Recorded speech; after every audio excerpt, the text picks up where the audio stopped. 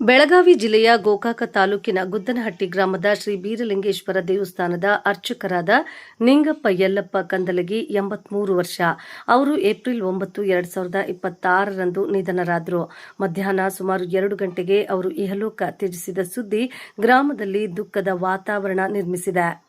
ಅವರು ಅಪಾರ ಭಕ್ತ ಬಳಗವನ್ನು ಹೊಂದಿದ್ದು ಗೌರವಾನ್ವಿತ ವ್ಯಕ್ತಿಯಾಗಿದ್ದರು. ಪತ್ನಿ, 3 ಪುತ್ರರು ಹಾಗೂ 5 ಪುತ್ರಿಯರನ್ನ ಅಗಲಿದ್ದಾರೆ. ಜೊತೆಗೆ ಮೊಮ್ಮಕ್ಕಳು ಮತ್ತು ಮರಿಮಕ್ಕಳು ಸೇರಿ ಒಟ್ಟು 33ಕ್ಕೂ ಹೆಚ್ಚು ಕುಟುಂಬ ಸದಸ್ಯರನ್ನ ಬಿಟ್ಟು ಅಗಲಿದ್ದಾರೆ.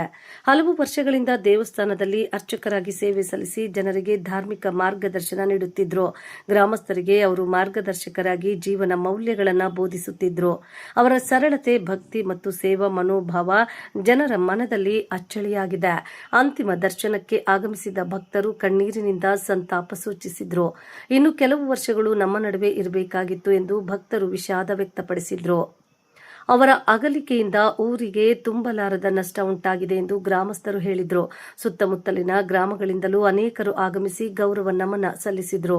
ಕುಟುಂಬದವರಿಗೆ ಈ ದುಃಖವನ್ನು ತಾಳುವ ಶಕ್ತಿ ದೊರಕಲಿ ಎಂದು ದೇವರಲ್ಲಿ ಪ್ರಾರ್ಥಿಸಿದರು. ಅಪಾರ ಬಂಧು ಬಳಗ ಮತ್ತು ಭಕ್ತ ಸಮೂಹ ಅವರ ಸೇವೆಯನ್ನ ಸ್ಮರಿಸಿಕೊಂಡಿದೆ.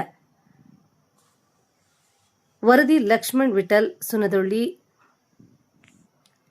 ಕ್ಷಣ ಕ್ಷಣ ಸುದ್ದಿಗಾಗಿ ವೀಕ್ಷಿಸಿ ನಮ್ಮ ರಾಷ್ಟ್ರಧ್ವನಿ ನ್ಯೂಸ್ ಕನ್ನಡ.